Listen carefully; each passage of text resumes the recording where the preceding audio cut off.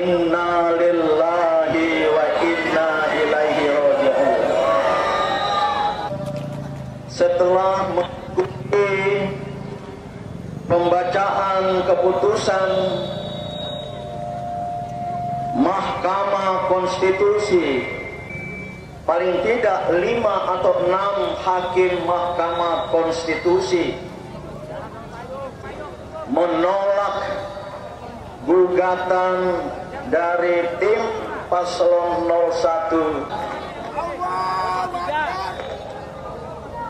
Oleh karena itu, sikap dan pandangan politik GPKR yang sudah sejak dulu bahwa GPKR, Gerakan Penegak Kedaulatan Rakyat, menolak secara kategoris keputusan Mahkamah Konstitusi tentang sengketa pemilu dan pilpres, bahwa apa yang digugat oleh tim 01 maupun tim 03 mengapa tidak disampaikan sebelum pilpres.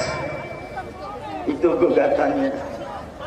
Terus terang, seseorang dari luar ranah hukum, ini adalah pendapat yang aneh bin ajaib, adalah pendapat yang aneh tapi nyata.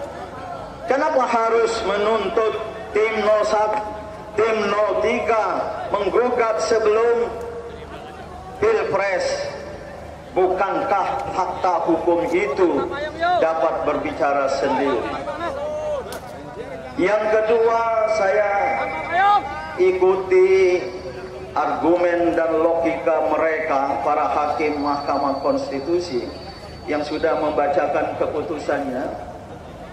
Ini adalah bertentangan, maksudnya gugatan dari tim 01, tim 03 tidak termasuk GPKR, karena GPKR tidak berhubungan dengan tim-tim pemenangan masing-masing paslon.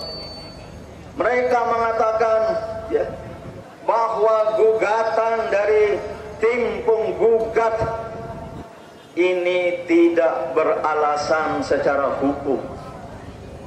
Sekali lagi, tidak beralasan secara hukum.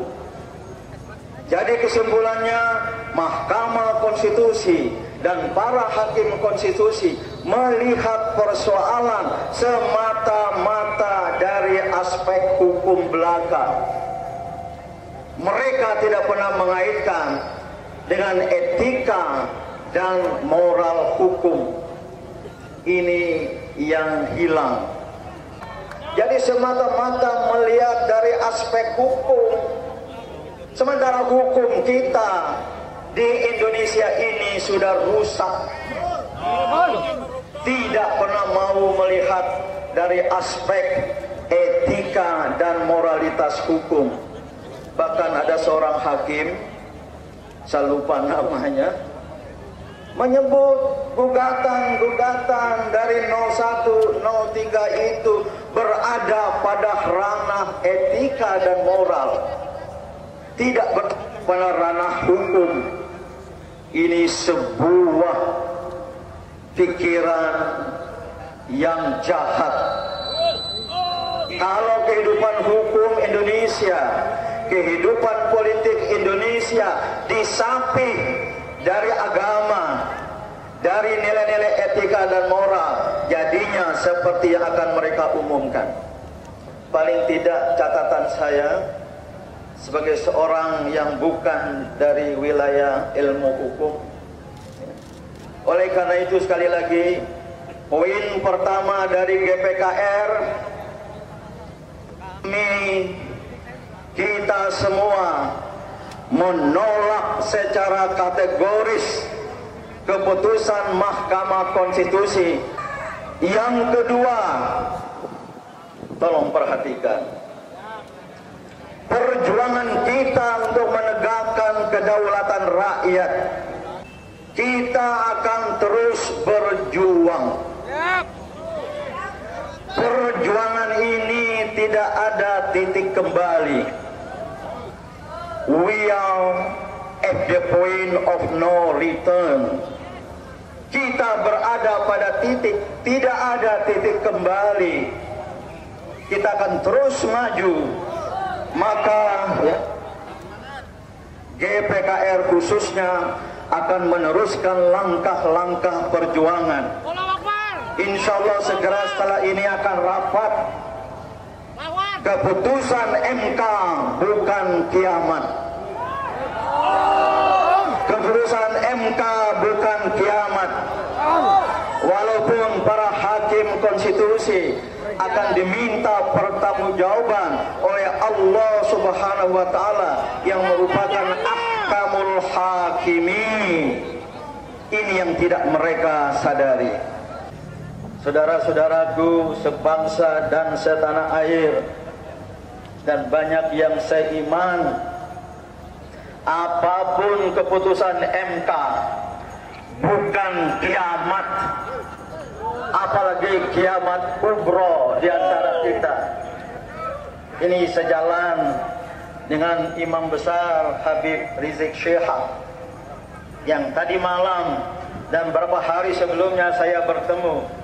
Kalau sudah diputuskan, ya wajar kalau kita marah. Siapa yang mau marah? Ternyata nggak banyak ya. Tahan amarah. Ayat Al-Quran mengatakan untuk menutup kesan dan sikap pandangan GPKR ini, wasbir wa ma sabruka illa billah. Wahai kaum beriman, bersabarlah, dan tiada kesabaranmu kecuali bersama Allah. Illa billah, wala taku fi doitin. Jangan kamu kehilangan semangat, jangan kamu mengalami sesak dada, sesak nafas. Taku fi doikin mimma kana yang gurun, atas apa-apa yang mereka rekayasa. Ini pesan Allah dalam Al-Quran. Bersama dengan itu ayat-ayat mengatakan kepada umat Islam, wala tahinu wala tahzanu wa antumul a'launa in kuntum mu'minin. Jangan merasa sedih, jangan kehilangan kepercayaan diri, jangan kita berputus asa. Sesungguhnya engkau semua, wahai rakyat Indonesia, cinta kebenaran, kejujuran dan keadilan, punya martabat tinggi dari mereka yang meruntuhkan marwah bangsa. Jangan sekali-kali kehilangan asa. Wala tahinu wala tahzanu wa antumul a'lau. Sesungguhnya engkau tinggi, engkau memiliki kekuatan. In kuntum mu'minin. Seandainya kalian menyadari. Ini ibu belum berdoa, Bu. Setelah ini kita lanjutkan. Pertama, kita dukung aksi besar kaum buruh 1 Mei 2024 Mas Jumhur ya.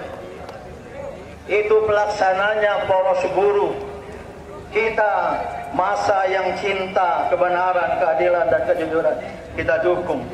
20 Mei yaitu Hari Kebangkitan Nasional. Aksi bersama ini kita adakan lagi. Tidak lagi di DPR, tidak lagi di Mahkamah Konstitusi. Kita pindah ke sebelah sana, di depan Istana Negara. Ini usul saya. 20 Mei kita siapkan sebesar-besarnya. Baru kita kepung Istana Negara.